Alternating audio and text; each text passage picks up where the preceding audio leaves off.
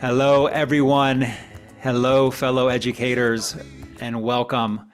Welcome to our IPDAY webinar Wednesday. As we are waiting for everyone to join us, just please take a moment to type in the chat where you're joining us from. These webinars are amazing. They allow us to connect across the state, across the nation, oftentimes across the world. So take a moment to introduce yourself and post where you're joining us from. My name is Dr. Ramin Yazdan Pana, and I want to thank you for being present today, either being here together live or by viewing the video later. I also want to support your decision for creating the time and the space in your day for your professional learning and professional growth. Our mindset, our knowledge, our skills, our abilities, those are our most valuable assets that we have in life. And investing in ourselves always pays off and always supports not only our own practice, but that of our colleagues and our learners. So I have the honor and pleasure to lead us in our webinar today, Planning for Adult Instruction with Universal Design for Learning. So you'll hear me refer to Universal Design for Learning throughout the presentation today as UDL.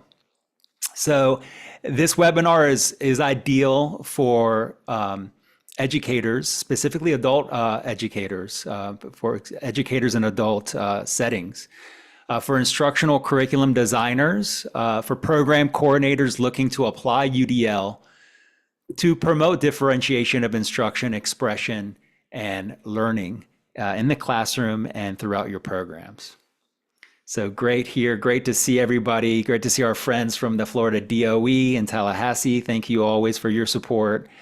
And we have folks from not only all over Florida, but throughout the country as well.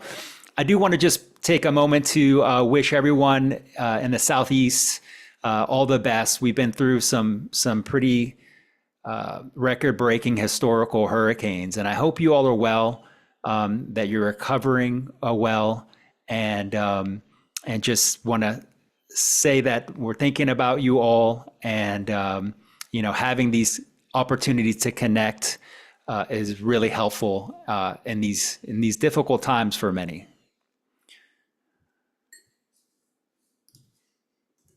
So if you have a question, please type it into the Q&A option. With that said, if you'd like to use the chat option, we're going to be using that a lot in our interaction today during our webinar.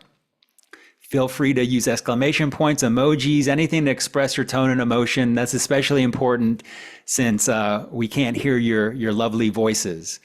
You will be in listen mode only.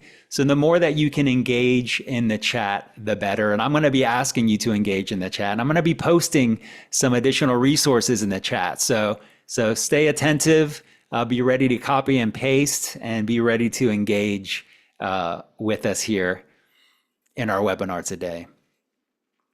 Know that today's webinar is being recorded right now, and it will be archived and available on the wonderful IPDAY website within 48 hours, if not sooner.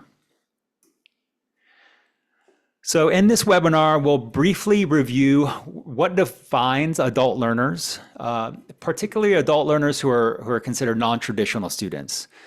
I'll also present a framework for UDL, as well as a framework for project-based learning, and a PBL activity to guide us through the process of applying UDL to promote differentiation of instruction, expression, and learning. Now, throughout my presentation, as I mentioned, I'll be posting a lot of additional resources in the chat, so be ready to copy and paste those. I also encourage you to ask questions, provide comments, and suggestions and additional resources throughout our webinar today. We are all experts here in our community of educators. And so, we're not here just to learn from what I have to present, but we're here to collaborate. So feel free to add any additional resources in the chat to share with us today.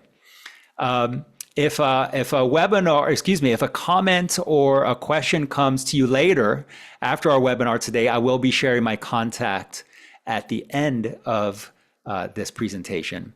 And so again, whether you're a teacher, a curriculum designer, program coordinator, I do hope this session benefits you, your learners, and your program.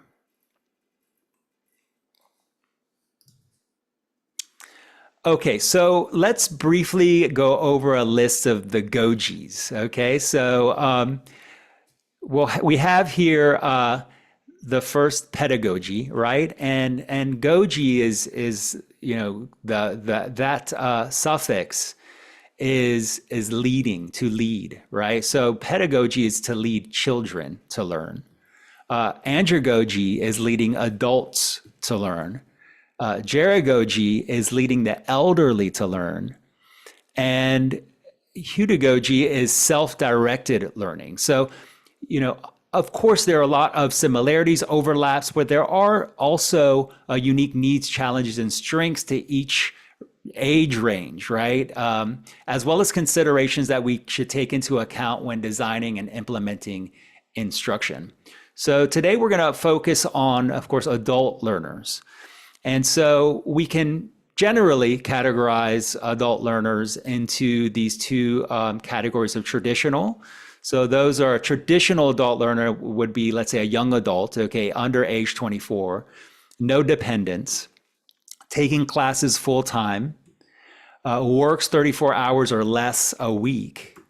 And non-traditional would be over the age of 25, in school, mostly part-time, perhaps delayed college enrollment, and works 35 hours or more a week, and generally holds multiple roles. Okay, so I'd like us to just begin kind of engaging here. I want to ask you in the chat here, would you describe your adult learners as traditional, non-traditional, or a mix of both? And let's take a look at what your context is. Great. Kim says non-traditional. Shanice, a mix of both. Non-traditional. So we come from a variety of settings.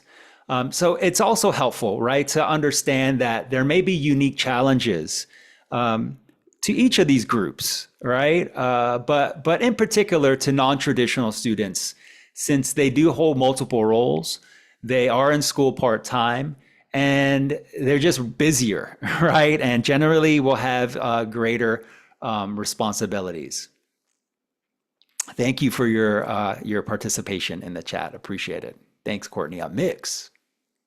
I like that exclamation point.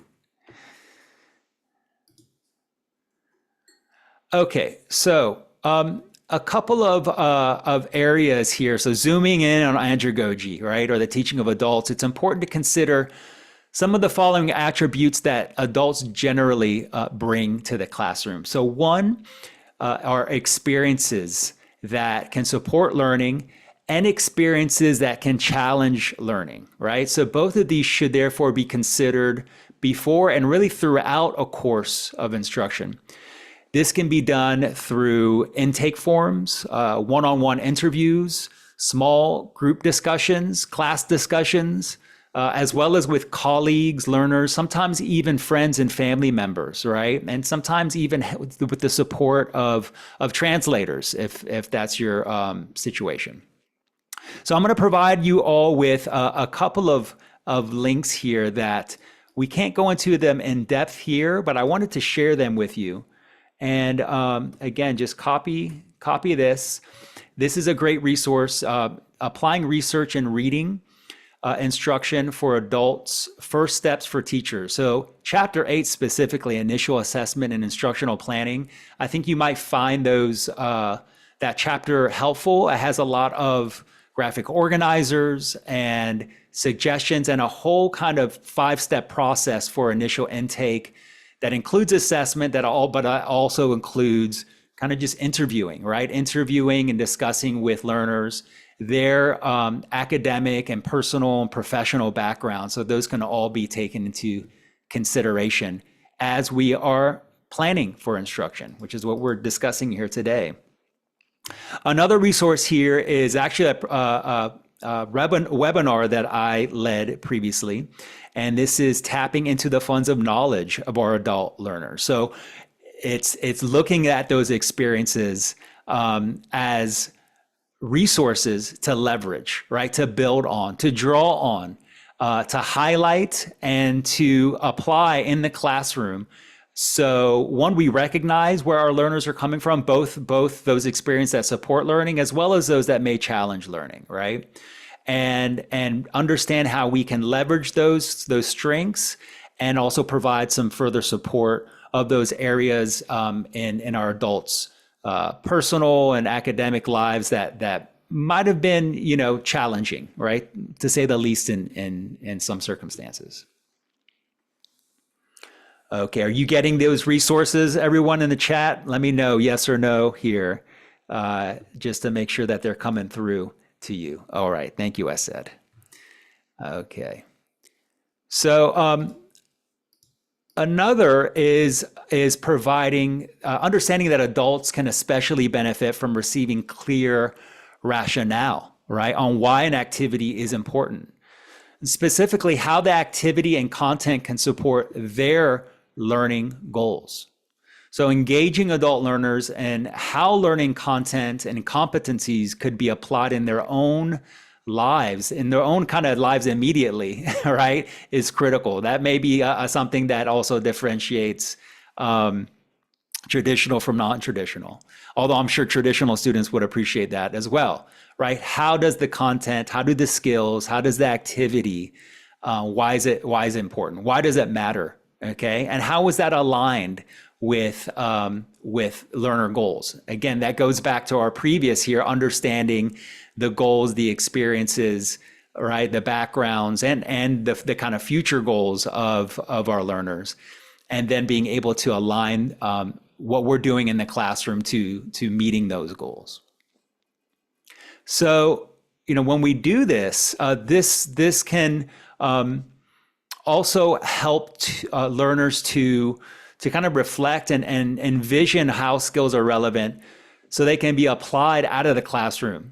So this doesn't always have to be or only have to be, teachers, right? Educators explaining rationale. I think sometimes it's even more effective to engage students in reflecting on how the activity, how the skills, how the content, how does it apply to their lives? So having them think about it, right? Having them take a moment to think about it, to reflect on it, and then share.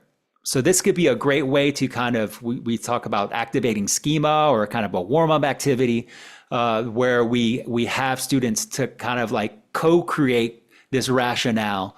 And of course, that can increase focus, it can increase motivation, and over the long term, increase persistence in learning. So I'm just looking at Gonzalo here. He says, that's huge, I think, for anybody at any age, right? How I can use this when I leave the class right now. Yes, it's the golden, powerful question. I like that. Thank you, Gonzalo.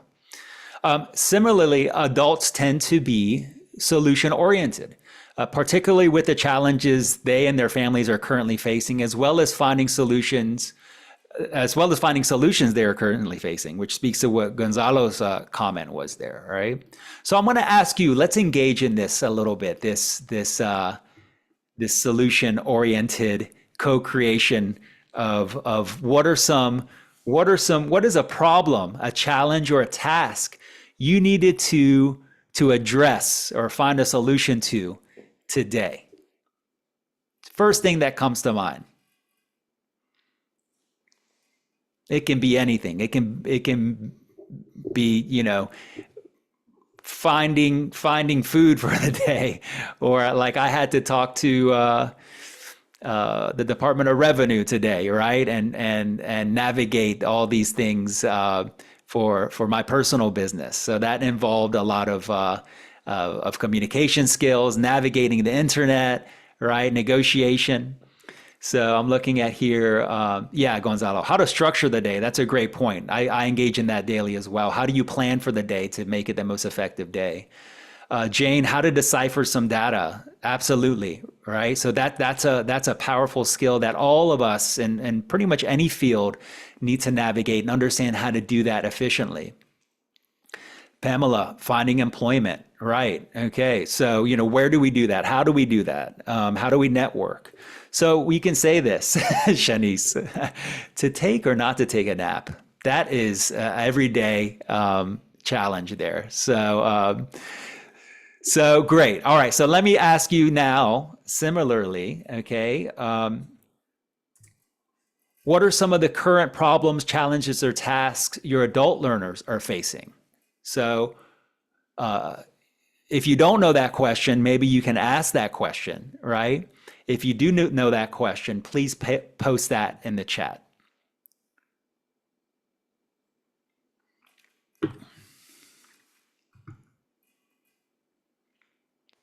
So as we're waiting for those posts, I just want to continue here with our list. And let me see if it's going to do it. There we go. This, of course, leads us to the need for adults to have a real world practical application of the skills they're learning in the classroom, right? Many of us teach in career focused programs that may have this aspect central to the curriculum. For those of us that do not, identifying these practical applications is an ongoing collaborative process between teachers and learners. So this can be done, again, through exit tickets, perhaps, that students complete, asking them how they could apply skills and content, as well as asking learners what applications they would like to practice in the classroom. So we have some, I'm just reading the chat here, some of those problems, challenges, tasks, or competing priorities and motivation. Great. Okay, so what are those, identifying those competing priorities? Tanya says time management. All of us deal with that, right? Gonzalo says how to simplify text and subject area, the ability to go to the core of a problem, not get lost in words. So just reading efficiently, right? Pamela says communication with management at her job. So excellent. Okay. So I want to post this resource here, and I mentioned that we can engage our learners in this discussion, in co-creating, kind of like identifying, right? What are these challenges? And then what are some practical applications of the skills and the content that we're learning in class? So one idea is through exit tickets. And so I just wanted, I'm going to show you here this resource. And I just want to do a quick scroll. And even though this is more of a K through 12 approach here, I think we can adapt many of these to our adult learners. And so I'm just going to browse here so you can see these different exit ticket ideas and examples that, of course, can be modified and applied depending on the proficiency levels of language and literacy of your learners. So you have here that they're, very graphic organizers, okay, do a brain dump, okay, so different kind of ideas, gauge understanding with emojis, how you're feeling today, draw a response, okay, draw a picture to show what you learned today. So, oftentimes we just think that things need to be just text-based. But when we're applying this UDL design, we also allow for other ways of expression. And we're going to talk a little bit more about that here soon. But this is just one example of that, we can facilitate and allow learners to utilize other ways of expressing their needs, right? And so that might actually be more appropriate depending on our learners. So some things to consider. Again, just a resource for you to explore. That 30 exit tickets ideas and examples for immediate feedback. If you have any good ideas for exit tickets and examples that can be used for feedback, please feel free to share in the chat.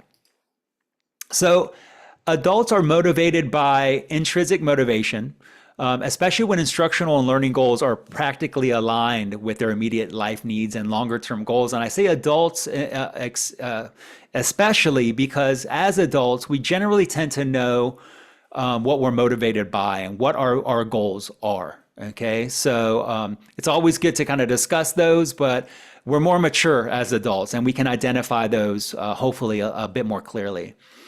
With that said, we all benefit from external motivation, and this can and should be done in a myriad of ways, right? From supportive and constructive teacher feedback to discussing with learners how they can support each other's learning, both in and outside of the classroom.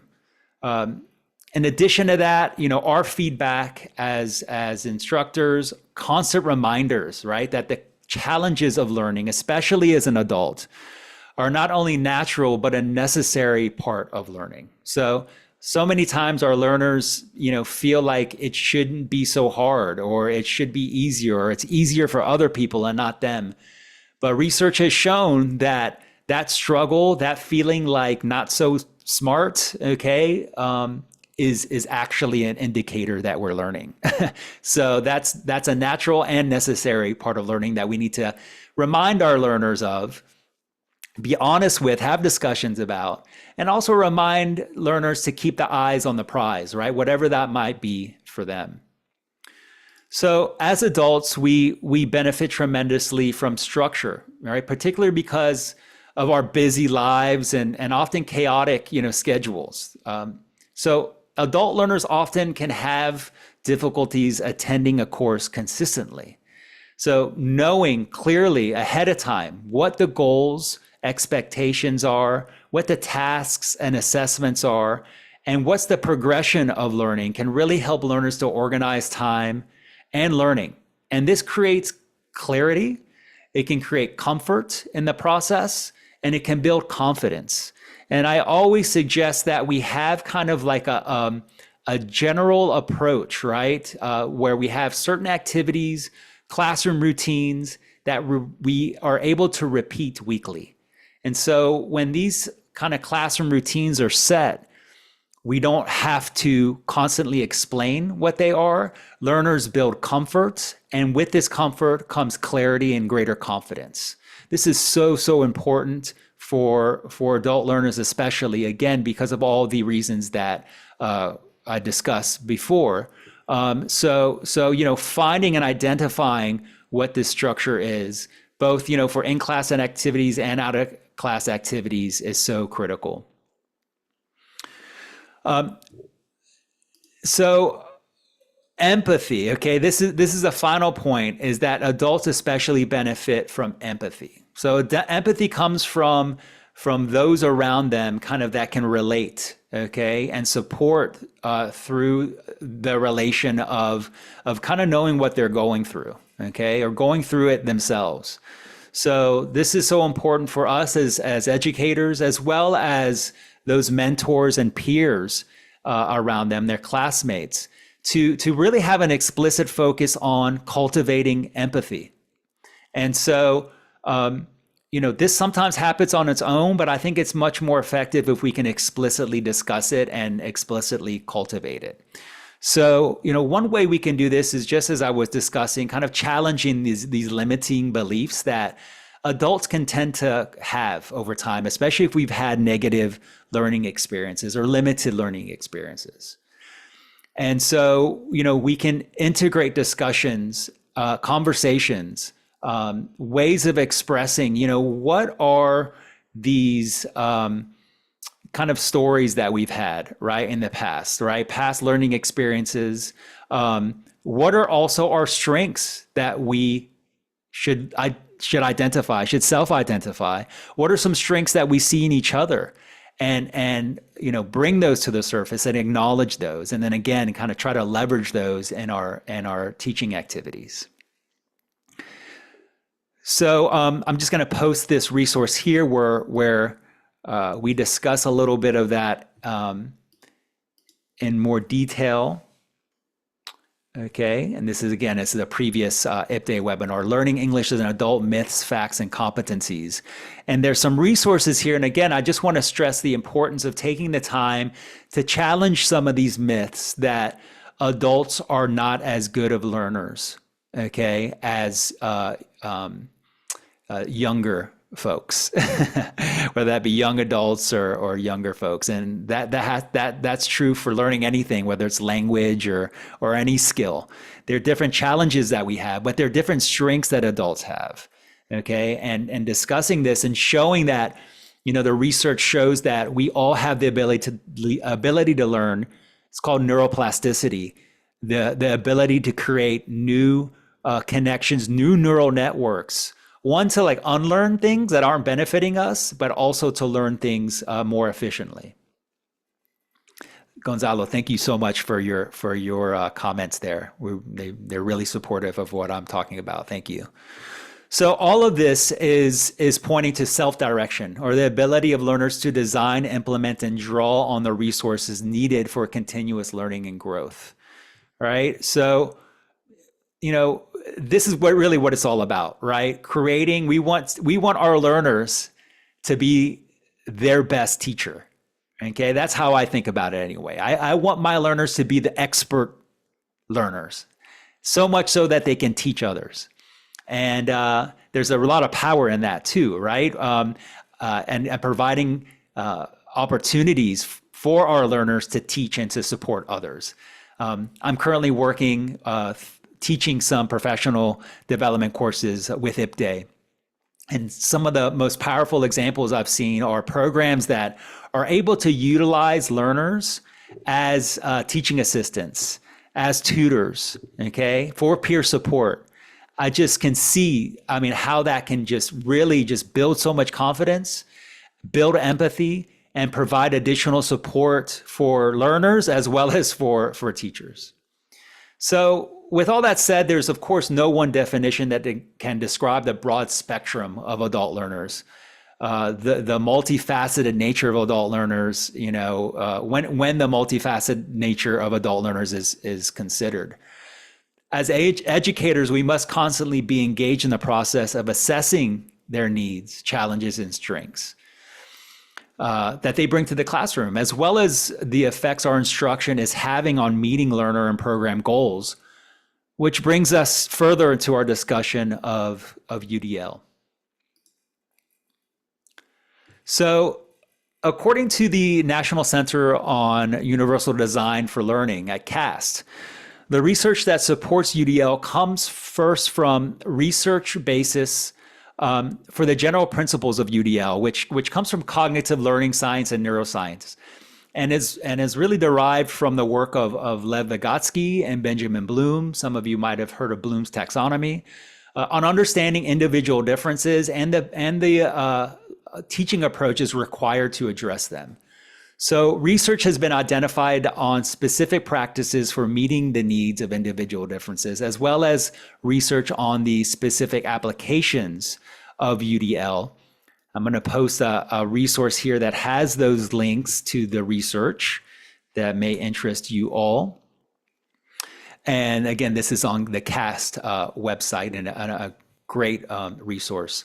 I hope you appreciate these resources. That's one thing that I see myself as my goal is to really provide you all with additional resources that you can utilize and share and utilize, right, to engage in your own personal professional learning as well as to lead others in their professional learning. Yeah, Courtney, Cass has some good stuff. Thank you. Okay, so according to the Universal Design for Learning at Berkeley, Universal Design for Learning is a framework for teaching and learning that is proactive. It recommends designing backward. Actually, you know what? Before I go into this really quickly, let me go to this video here. I want to go to this video here, and this is on from this website here from Ahead, and they have a nice video that I want to share with you all that gives a visual. A nice visual explanation of UDL. So adhering to UDL principles, I want to just take a break from just providing this verbal and text definition of UDL and provide you with a bit more multimedia. So let's check out this video here.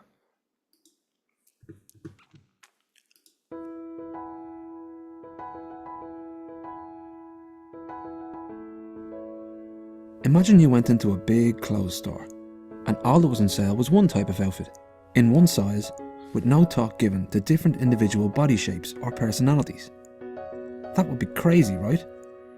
Expecting everyone to be able to fit into the same size and express themselves in the same colour and style? Yet in many cases, that's exactly what is happening in our education system. When it comes to learning, variability is the rule, not the exception, and our college campuses are now grappling with the demands of an increasingly diverse cohort of learners, with increasing numbers of international students, students from different cultural and socio-economic backgrounds, mature students, and students with disabilities.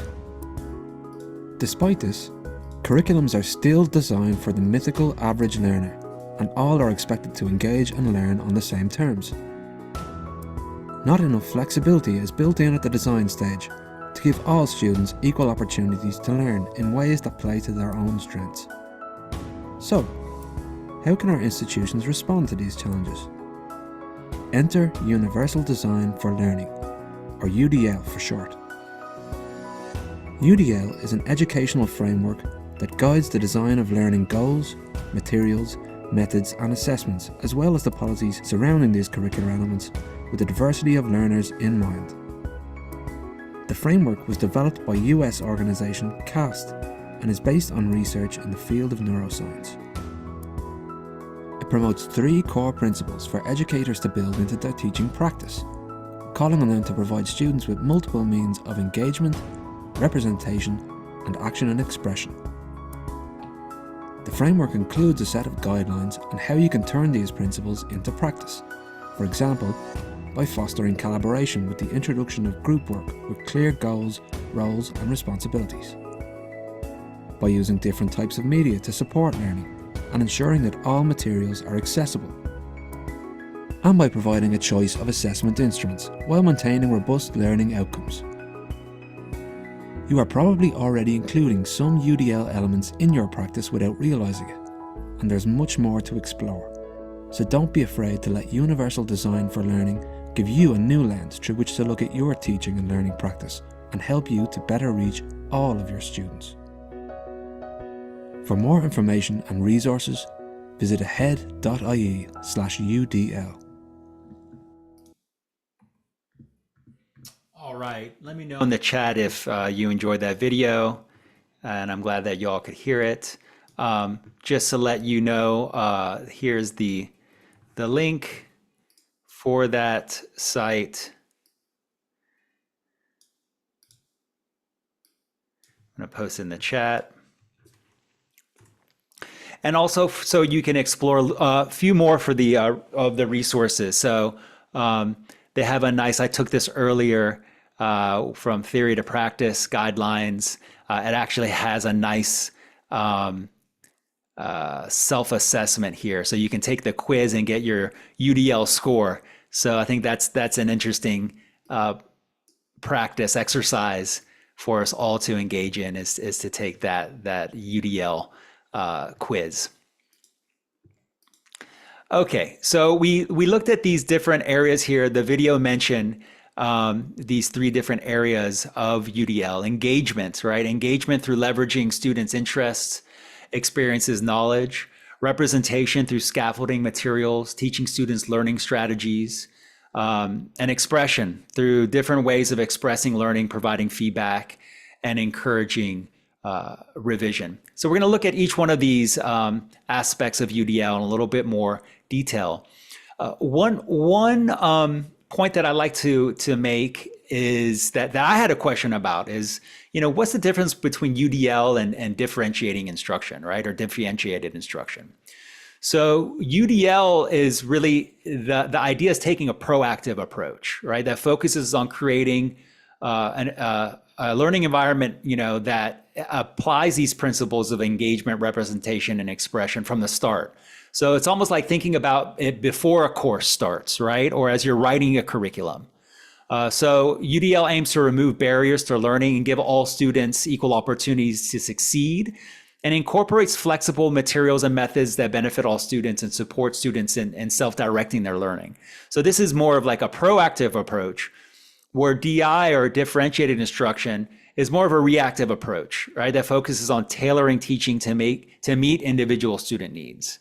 So DI involves adjusting content, process, and product and learning environment to address each student's readiness, interest, and learning profile. So DI also involves tailoring the ways in which students can demonstrate their progress. So they're both necessary, but UDL is asking us to, like, take a step back and before a course starts, looking at our materials, looking at our resources and planning before, from all the way from the intake process throughout the process of the course and after. All right, to take into consideration these aspects of engagement, representation, and expression. So both are obviously very important components of a well-designed and well-implemented instruction. So let's take a look at these three areas of the UDL framework a bit more to get a clear idea of how we can apply UDL and further develop our instruction. So I just wanted to show you really quickly here, one aspect of leveraging learners' knowledge is how we can kind of engage, right, our learners. And I have these images here. I took these from a current course participant in one of our professional development courses. The activity is asking them to kind of reflect on their own funds of knowledge, right, as individuals and as teachers. What expertise, what strengths, right, that do they bring to their classroom as educators? And then also to reflect on their students' funds of knowledge, okay? What do they bring to the classroom? So I'm including this because I think Gladys does a really good job of applying these principles of UDL with contributing a lot of her work through Canva, right? That enables her to share things graphically, as well as through text, as well as through video and animation. So that's something that we've included in our programs intentionally in our syllabi, encouraging different expressions of replying to activity tasks. So that can be through video, it can be through audio, it can be through graphic, it can be through text, right? Whatever, and kind of encouraging these different ways of expression. And I think when you have students like Gladys that are showing a different way of expression and engagement, it kind of inspires, everybody, including myself as the instructor. So we also should discuss a range of settings and context. So if we have a certain setting or a context in our textbook, let's say it's, shopping at the market, discuss what those different kind of shopping at a market may look like, right? It may look different for different people, depending on where they live and their current situation, depending on maybe where they're from, right? And so those are different aspects that we can discuss and discuss how we can apply content in a range of settings and contexts. Of course, providing formative feedback. So formative feedback is feedback for learning, where summative feedback is feedback of learning. So, constantly engaging students in formative feedback. That can be feedback from their instructor as well as from themselves, right? Engaging in self-feedback, always identifying what they're doing well, as well as constructive feedback on how they can improve. And then potentially peer feedback. And of course, this peer feedback needs to come after some modeling and instruction on how to effectively give feedback, right? There is an art and skill to providing feedback. One common one is the feedback sandwich, right? Something positive that person is doing, some constructive, supportive feedback on how to improve, and then following up with something, a strength that they acknowledge, for example, that they can be applied, right, to that, developing that area that needs to be developed. Also planning differentiated activities, okay? We've talked about that as well. There's all kinds of ways to do that. I'm gonna include some links to some webinars that go into greater depth of how to differentiate activities.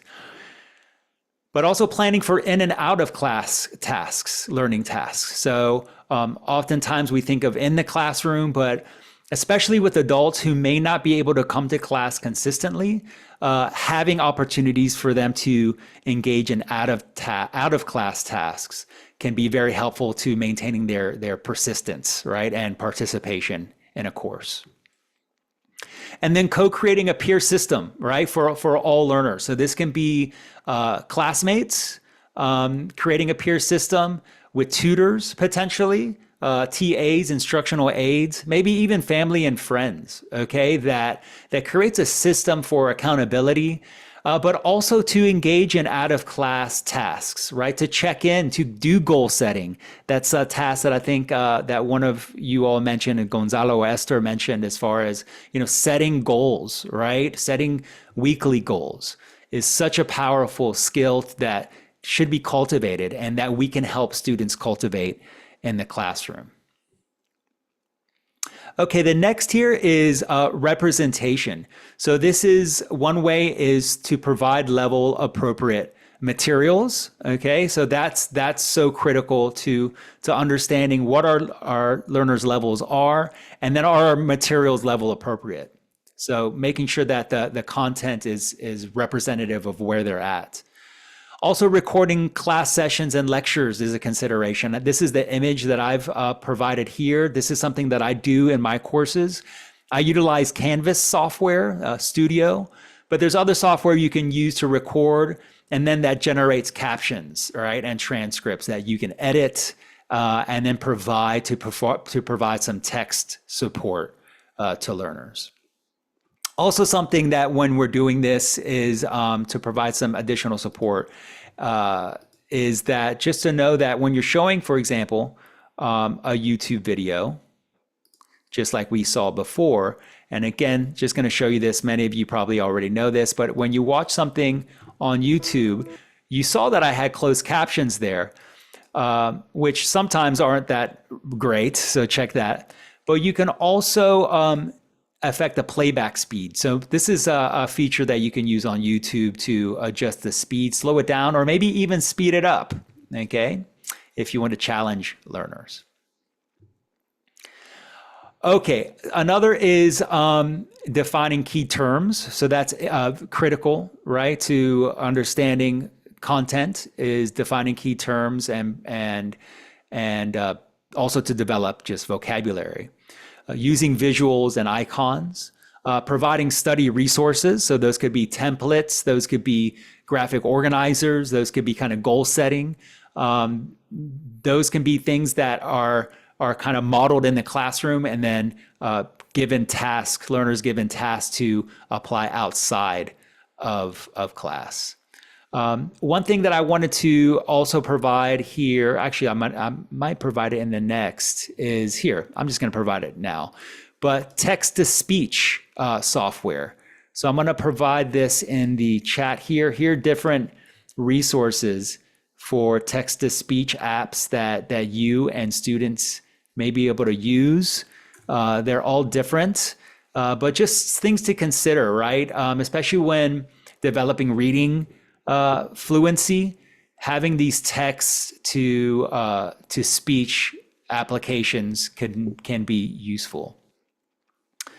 And finally, foster critical thinking. All right, so here I have the reasoning through language arts. This is taken from IPDA's electronic curriculum matrix, but we see here that this reasoning through language arts standard is to conduct research to answer a question, refining the scope of the question to align with findings, and synthesizing information from multiple reliable and valid sources. So this is basically, what a lot points to a lot of what you all wrote as far as what were some of your challenges, right, or tasks that you did, whether it be,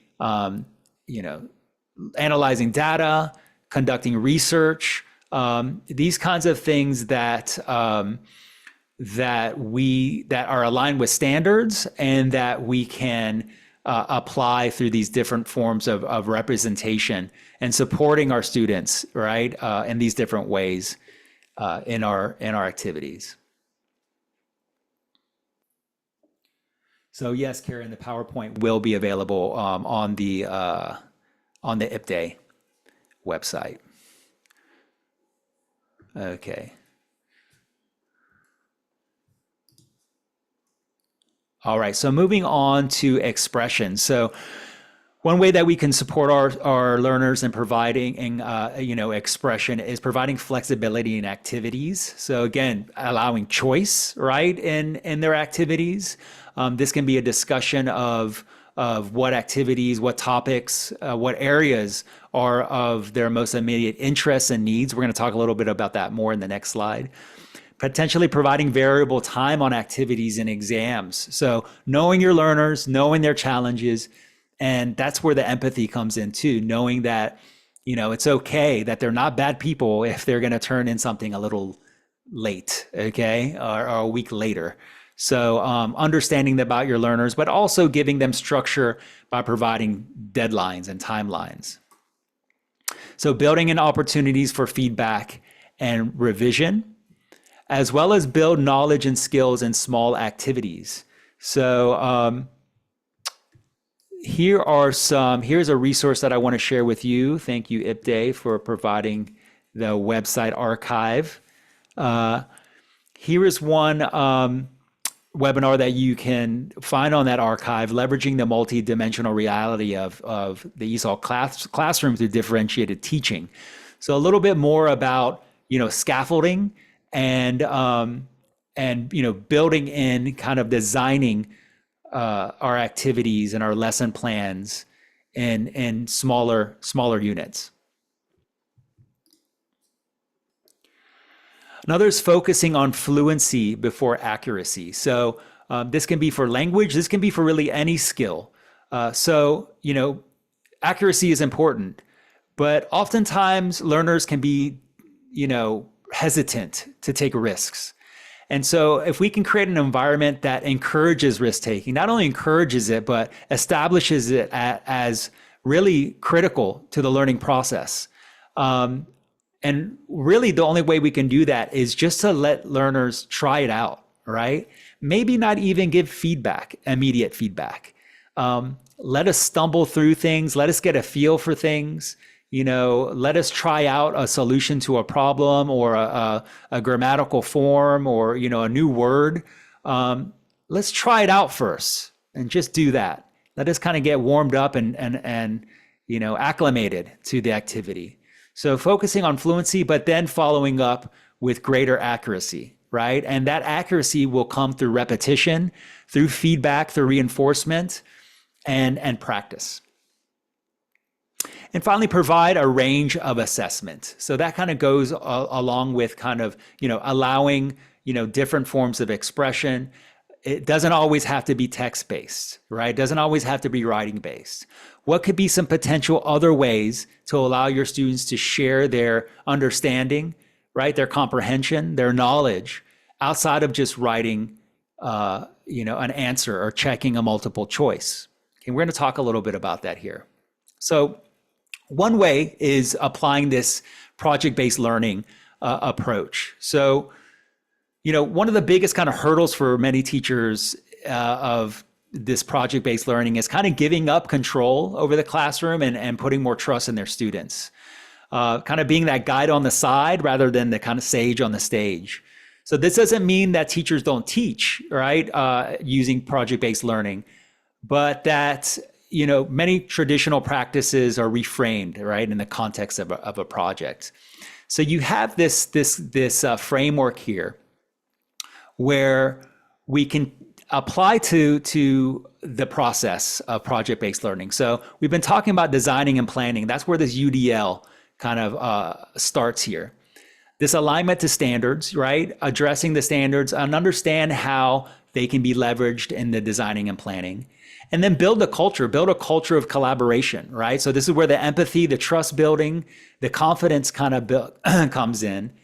Managing activities, right? So this comes where the scaffolding comes in, making sure that activities are focused on fluency first, allowing time for practice, repetition, reinforcement. And that you allow assessment, right? So here, scaffolding here is also, right, is everywhere, but also, focus on scaffolded student learning.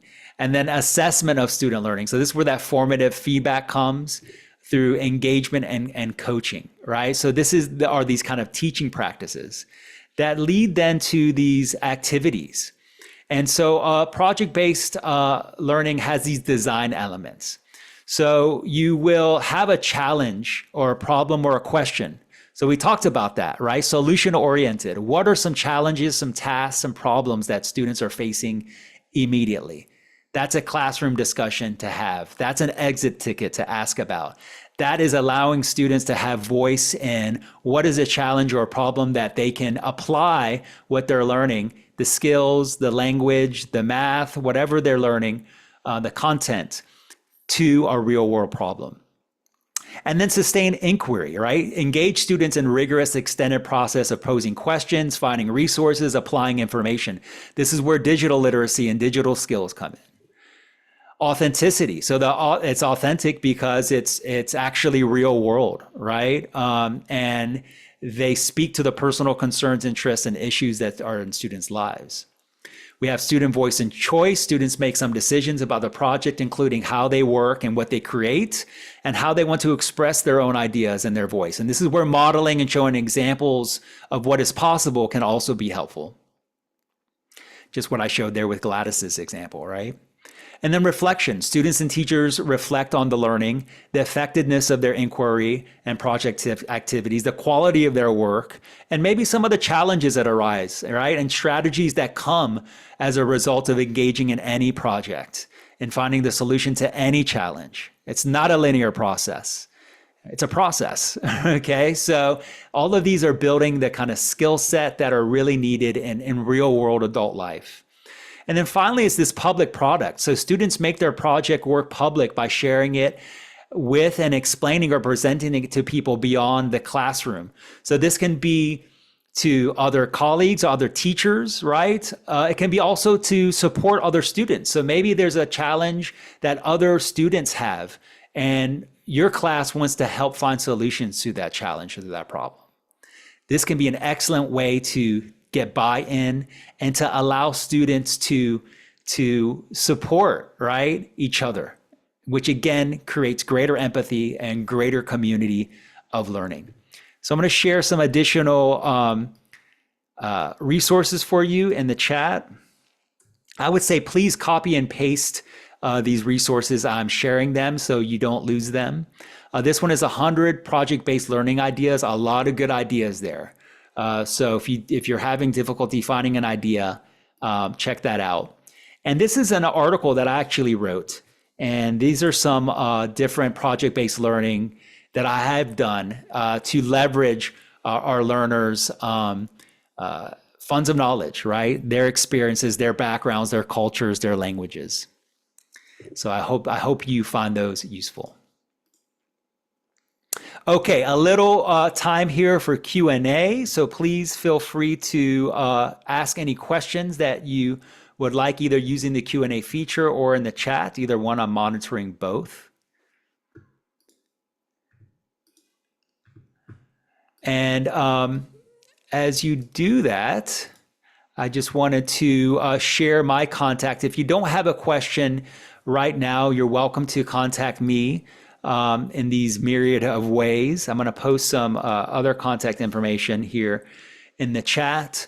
There's my contact to connect with me. You can also connect with me through, I publish a newsletter weekly. It has an archive of different topics here, right? So I'll share that with you here so you can see the different kind of topics. So you can just subscribe to that. It's free. It's just my way of supporting our community of educators. So feel free to connect to me through following and being community here with the newsletter. And so with that said, please give IPDAY your feedback on this webinar. While you're doing that, I'd like to thank just the beautiful team at IPDAY for your support, the great work that the Florida Department of Education does for their support. We really are lucky to have such wonderful people and experts who are passionate about supporting adult educators. So thank you. IPDAY has provided this presentation in PDF format on the IPDAY website. Again, the recording will be available within 48 hours for review and sharing. I sincerely hope your experience in this webinar contributes positively to your professional development. The next webinar is going to be a Tech Tuesday. It's going to be integrating technology into correctional programs. So that will be next Tuesday at 1 p.m. Eastern. Okay. So thank you all again for your participation. Thank you all for your kind words in the chat. I appreciate that. And I'm wishing you all a wonderful week and a wonderful Wednesday. All the best.